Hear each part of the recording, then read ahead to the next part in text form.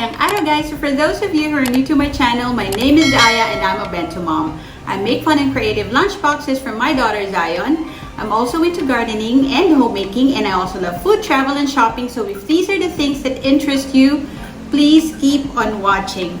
So it's a Tuesday guys, so it's the first day of my daughter's face-to-face classes. So we're gonna be doing something quick and easy again for today, and of course we're gonna stick with our Sanrio series for the week. So let's check out what we're gonna be doing today. So since we are on a Sanrio series week, what we're gonna be doing today is another classic from Sanrio, and that is Keroppi. Ayan. So our ingredients for our bento character, we have pesto pasta, since Keroppi is green. And then of course for the details of the eyes and the mouth of Keroppi, we use nori. And then we will use cheese slices as well for the eyes. And then for the cheeks, we'll be using 2 slices of hot dogs. So you can also choose other cold cuts like ham or pepperoni or salami. It's up to you. And then for the side dishes ni Zion, it's her first day of face-to-face classes. Today we have cheese sticks. And for her fruits, we have mangoes. There.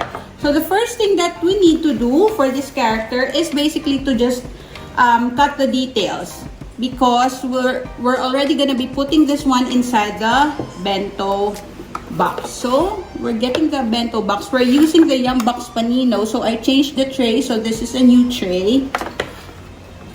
And then for the base, I'm just gonna be using this wax paper. So I got this one from Shopee. So I'll cut the base first and put it inside the main compartment.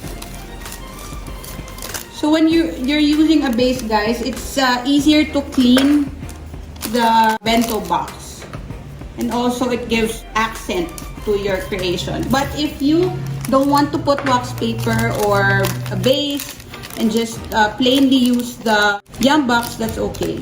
So we're gonna be putting the pasta here. Okay.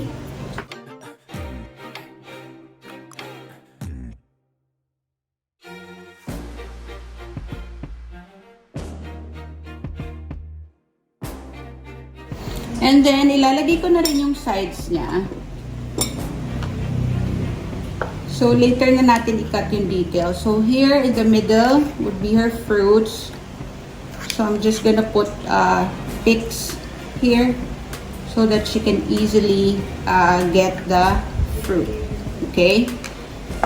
And then, here on this side is the cheese stick. Put it here. So you can put whatever food you want. You can control what your kids eat. There. So this is also gonna be her snack / lunch.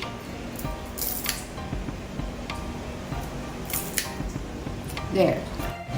And then on this side is gonna be a cupcake. I forgot to show it to you, but we're gonna have a mocha na cupcake here. So let's just unwrap it and then we'll put it here. So we've already filled up our bento box. Then we just need to do the details of Keroppi. Okay? So the first thing, again, as I've mentioned earlier, what we need to do is cut the eyes and the mouth. So we just need 2 circles for the eyes, and then 1 curved line for the mouth. So we just need to cut a small portion of nori like this. So for the eyes, you just need to fold it, the small portion, and then you just need to cut 2 circles. So you need to make sure that you fold it so that you can cut 2 pieces of the same shape and the exact same size already.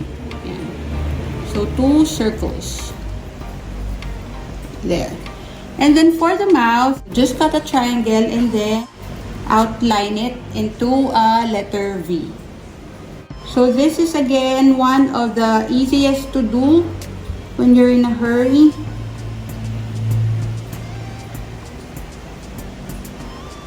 So Sanrio characters are very easy to do because they only have little details. Ayan. So ganito yung V-shape na ikakat natin. There. And then, yung hotdog, so we already sliced it. We just need a couple of this one. So, ayan, dalawang bilog. So, again, you can use ham or salami or whatever cold cut na you have in your pantry. And then, we'll get the cheese slice. So, let's set aside the nori. We'll get the cheese slice. And then, I'm gonna be using a food cutter na circle. But if you don't have a food cutter or a vegetable cutter, you can also use scissors to cut the cheese slice. You just need 2 circles as well. Okay? Yan. So, ito yung nilalagay sa sandwiches. So, get your cutter and then just press it there so that you can get a circle shape. And then another one there. So, now we have 2 circle shapes. So, this is gonna be for the eyes. Okay, so we'll set this one aside.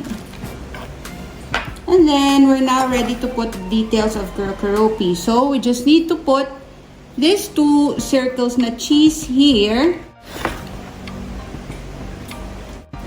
So once you have the cheese slices there, you just need to get the nori, yung 2 circles, and then put it on top of the cheese slice.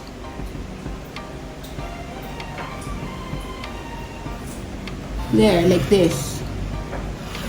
And then, just need to get the V shape, place it on top of the pasta.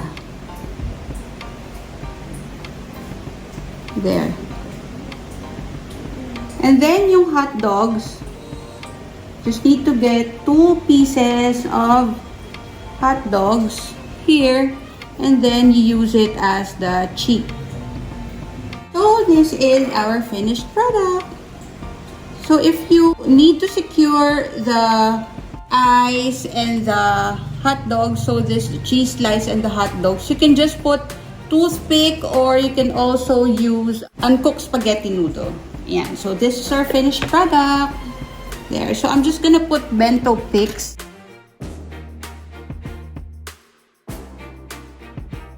So, there, I already put the food pick. So, this is our finished product. Ta-da!